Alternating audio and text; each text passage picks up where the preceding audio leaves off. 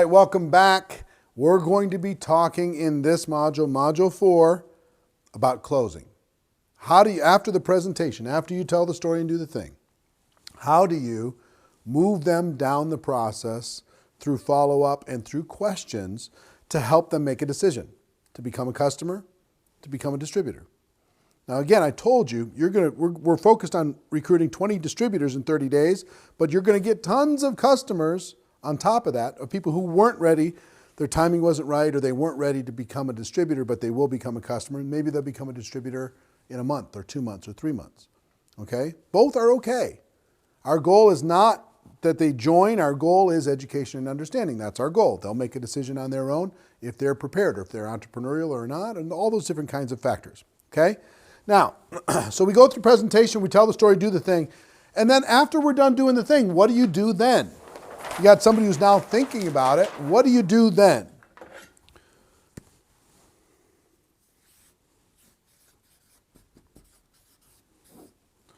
Some people don't like it when I use the word closing, because it's like it sounds so hardcore. But really, we're trying to help a person make a decision that they want to make. Okay? And there's a process to do this. There's a simple process to do this. Now, some of this might feel overwhelming. I hope not, because look, we prepared you to start. We let you see the value of this. And then we talk to you about how do you build your list. We give you some tools to do that. How do you invite those people to sit down with you, and how to fill your calendar. How to present to them by telling the story and doing the thing. Hopefully it's not too overwhelming so far. Okay, you should be able to fill the calendar, tell the story, do the thing. Everybody watching can do that. But there's a little bit of practice involved in this. A little bit, not a lot. But let me just walk you through what I would do at the end of any presentation. Once I told the story and did the thing, I would ask a question. Question number 1.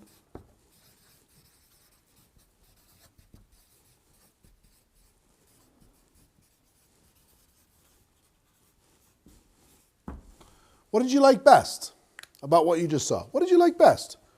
I just did the thing. What did you like best? I like the income. I like the product. I like whatever. Okay, they're going to give you lots of different answers. Okay, their answer is their answer. It's going to give you some clues on where you can go and their level of interest. But what did you like best about what you just saw? That takes their mind into a positive direction, and you're going to get a positive response. Number 2, on a scale of 1 through 10, what number would you be? If 1 is you have 0 interest and 10 is you're ready to get started right this moment, just give me an idea of where you're at on a scale of 1 to 10. So can you remember this so far? What did you like best? Scale of 1 to 10, where are you? Guess what you're going to get a lot of here? 5s, 6s, 7s. People don't want to seem too easy, too eager. But here's a clue for you. Anything over a 1 is good. Anything over a 1 is good. If they had 0 interest, they'd tell you 1. No thanks, it's a 1. Cool, no problem. If it's a 2, that just means they got some skepticism, they got some background, they have some psychic damage from some previous experience. Something happened, family member got involved, it didn't work out, who knows? Something happened that caused them to be less than enthusiastic. They would tell you 1 if it's an absolute no shot. But if they give you a 2, then you can start to move them in a positive direction. If they want to go there, okay? Not convincing somebody to do something outside of what they want to do, because we're building a long-term relationship here.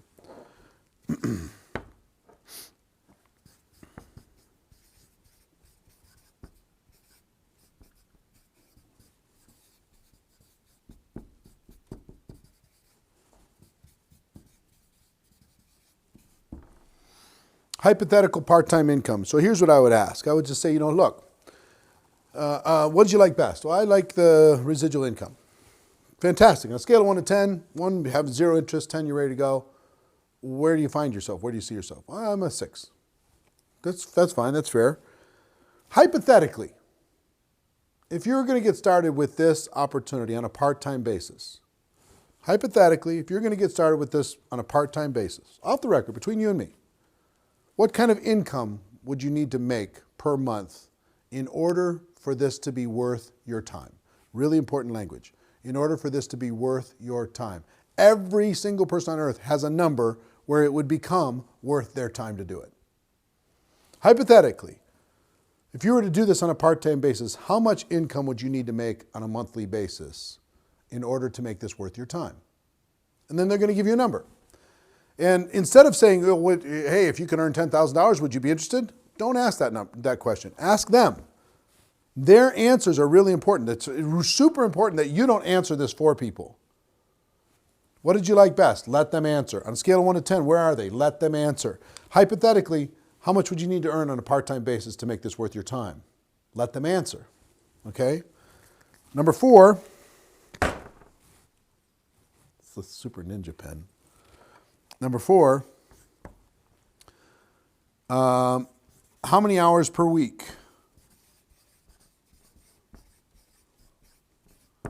Could you realistically commit to developing that type of income? Let's say they'd say $1,000 a month would be worth their time. How many hours a week, realistically, do you think you could commit to developing that $1,000 income? I can give it 5 hours a week, 10 hours a week.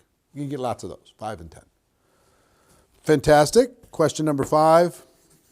How many months would you be willing to work 5 to 10 hours a week while you were developing a $1,000 part-time income? They're going to give you an answer. You're going to get lots of 6 months, 3 months, 6 months, 9 months, a year. And then question 6, number 1 question in network marketing, if I, would you? So here's that. If I could show you how to develop a $1,000 monthly residual income, working 5 to 10 hours a week over the course of the next 6 months, would you be ready to get started?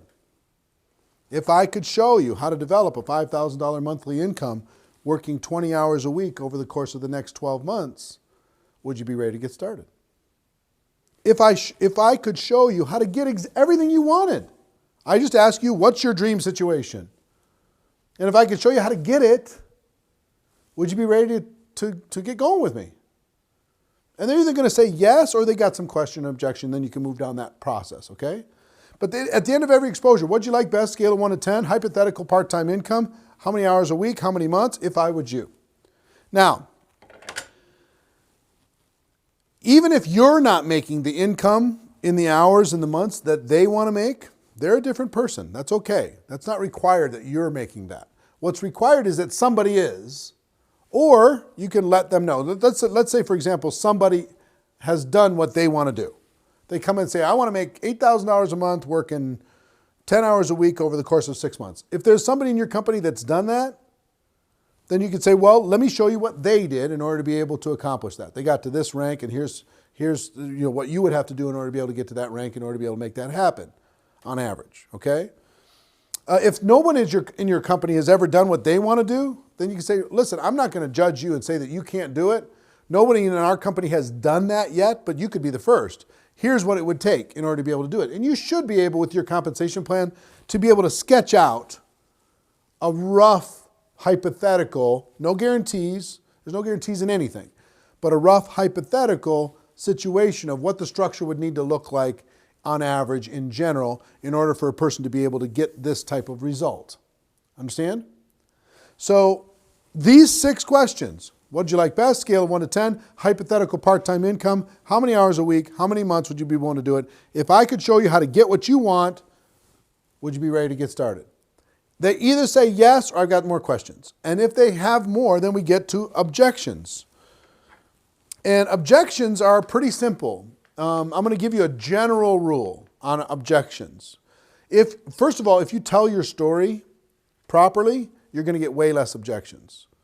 If you tell the story and do the thing, you're going to get way less objections. If you go through this process, you're going to get way less objections. If you just start saying, well, what'd you think? You're going to get lots of objections. So if you follow this process, it's designed to eliminate the critic in their mind and have them step into possibility thinking. That's what it's designed to do. So if you get questions or objections,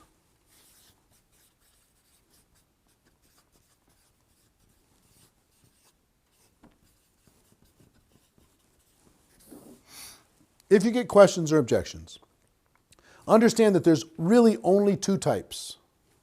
One, they have a limiting belief about themselves.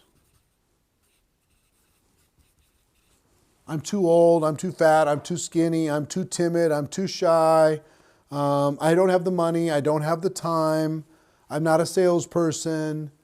All of those objections are just a limiting belief about themselves. It's not true. It's just a limiting belief. Or second, they have a limiting belief about network marketing.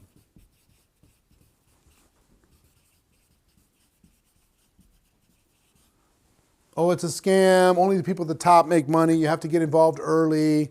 You got to take advantage of your relationships. You have to abuse your friends. You've got to be a pushy salesperson. They have a limiting belief about network marketing based upon some false assumption. Okay? So if you understand that there's only two, when you hear somebody give you an objection, you got to say, oh, that's a limiting belief about themselves. Oh, that's a limiting belief about network marketing. But the answer to both, this just helps you categorize, but the answer to both is just a very simple formula. Let me give you a formula here. One, listen. When they start giving you the objection, really listen with respect. Be attentive. Absorb it all instead of just waiting for your chance to talk. Okay? Listen. Two, relate. Relate to them. See, what a lot of people do, and I've done it too, because you get so frustrated, you're super excited about network marketing, so somebody says, I don't have the time. And you go, oh, you have the time, you have lots of time, you're wasting time every day. Come on, take charge of your life, and they're like, whoa, it's a little bit too much, right? It doesn't exactly build rapport. But if you relate to them and say, you know what, I'm just like you. When I first looked at this, I didn't think I had time either.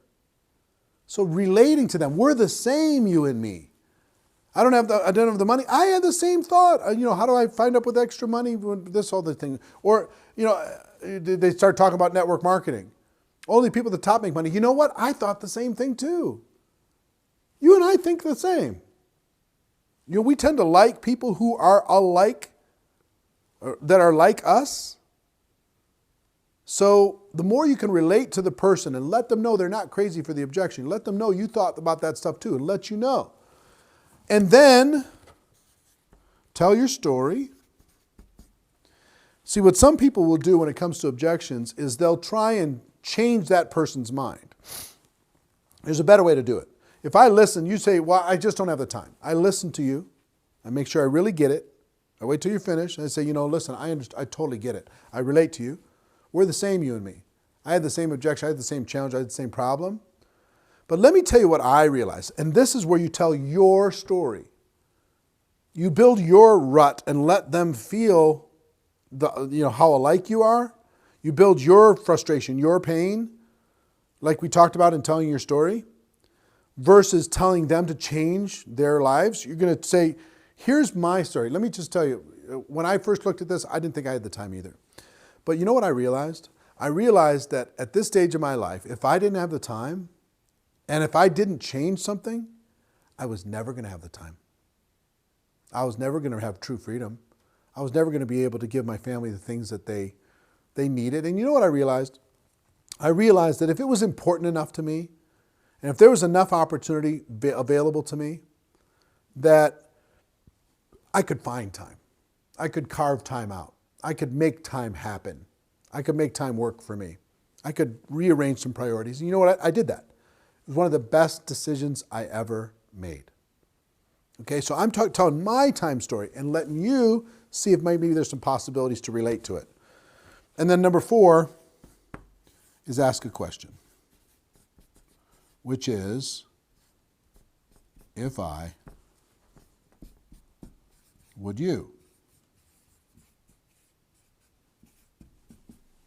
So listen, relate, tell the story, and then ask the question. If I can show you how to do this the same way I learned how to do it, by rearranging some priorities, figuring some things out so you could buy time back. If I could show you how to do that, Would you be prepared to take the next step? They say, yeah, sure. If you can show me how. Show me how. Show me how you did it. So if somebody says, I don't have the money, listen to them and really understand. Okay. You're saying, and maybe even asking some clarifying questions. Are you saying you absolutely don't have the money, or right now things are a little bit tight and you'd have to make some different choices?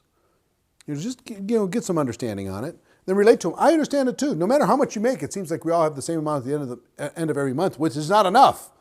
Don't have enough to pay the bills. Don't have enough to pay all the credit cards. Don't have enough to take care of all the payments.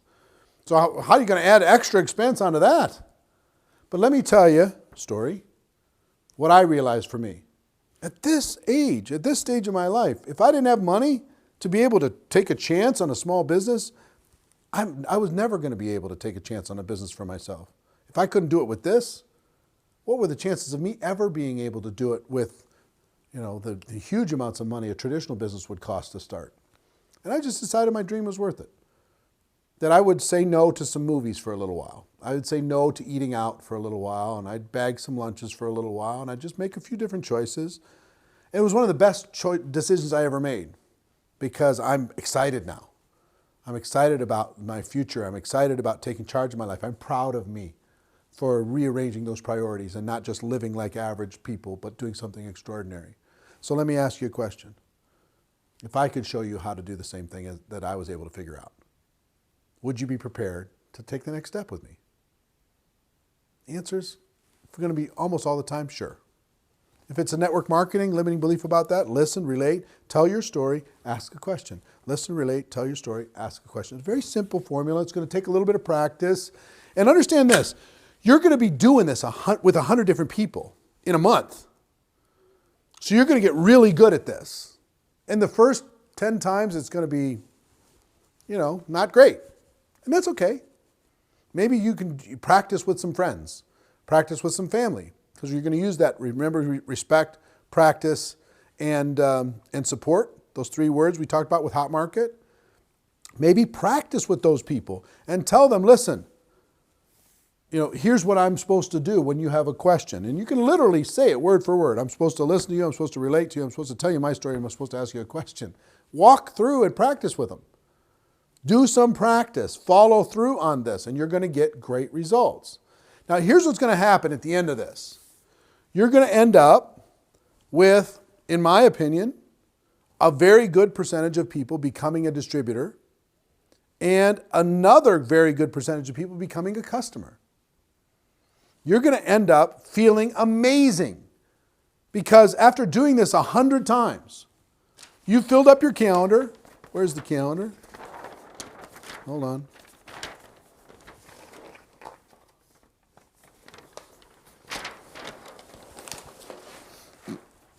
You've sent out 200 text messages now, right? You did this in the end of whatever month before the 30 days that you're going to do this. You filled that entire calendar, packed it. You didn't know what to say, and I gave you some structure to be able to do that. In your presentation, you're going to tell the story and you're going to do the thing. Tell the story and do the thing. Every one of you can do that. And so long as you focus on the story and you make sure you cover all 4 points, you're going to have very good reception to what it is that you're there to do. And our goal, again, education and understanding. That's our goal. And at the end of every presentation, you're going to just go ask them some questions. What'd you like best? Scale of 1 to 10. Hypothetical, part-time, how many hours, how many months, if I would you.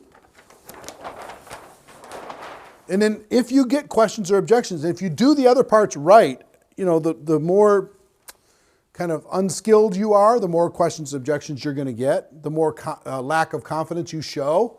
If you show you're timid, weak, or meek, or apologizing all the time, you're going to find you're going to get much more questions and objections because you're planting seeds of doubt in people's minds by your posture, right? But remember I told you my friend Terry did 140 presentations over the course of the first that 10-day blast. Well, when he first started, the presentations were like 30 and 40 minutes long, and he was a little bit timid with them. But after about 10 or 15, he was just bang, bang, bang. Here's my story. Here's my, he told the story. He did the thing. He said, are you in or are you out? He was just super bold because he was doing it so much. He got in a groove. He got in a rhythm with it. He was doing it so much, and he got so much posture with it that his results went up and up and up because he was more and more confident. the fact that you're going to be doing this over a month, you're going to get really good, really fast. Okay? So you can just make, hey, here's this. Are you in or you out? I'm bringing in 20 over the course of this month. I'm putting together the dream team. You either want to be part of it or you don't. You either want to be part of something incredible over the next 12 months and the rest of our lives or not. The people who decide to get in are going to make a good decision. The people decide that now's not the time. It's going to be a bad decision, in my opinion. I love you anyway. But, hey, the train's leaving. I'm going to go. You got some energy now, right? You got some momentum. You got some enthusiasm. You got some excitement. And people are attracted to something that is in motion. Attracted to something that is not just so needy.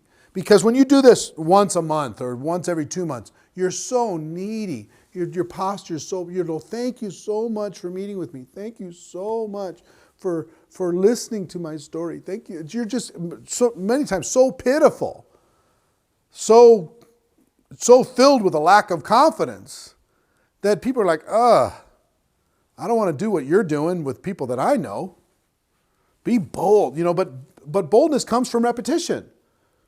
And that's what this is going to force you to do. It's going to put you in the deep end of the pool and you're going to learn how to swim. Over the course of that month, you're going to get good at this. All right? Getting good. So this process will help you get those people to a positive decision. And understand it might take 3, 4, 5, 6 exposures, answer an objection. Maybe they try the product, because again, the first 10 days, we're going to be heavily loaded on presentations. Second 10 days, lots of follow-up, getting questions answered. They're trying the product. They're sampling this. They're talking to their spouse, all that other kind of stuff. The last 10 days, a lot of emphasis on helping those people get over the fence and make a decision, okay? Some are going to join in all 3 sections of the 30-day cycle, but just understand the primary focus of each is going to be slightly different. Got it? All right. Now, in the last module, module 5, I'm going to talk to you about one bonus structure or one bonus concept to force you to get your 20 and 30. One idea that I will give you that will provide fuel and momentum and certainty to getting the 20 and 30 done. And then we're going to talk about how to get your brand new people started effectively. Okay? So I hope you've enjoyed the journey up until now. I hope you've gotten value. That's my goal, is to over-deliver on value. I want more people to get 20 and 30 than has ever happened in network marketing out of a group of students here engaged in growing their business and growing their lives and helping other people do the same thing. So hope you enjoyed this module. See you on part 5 on the other side.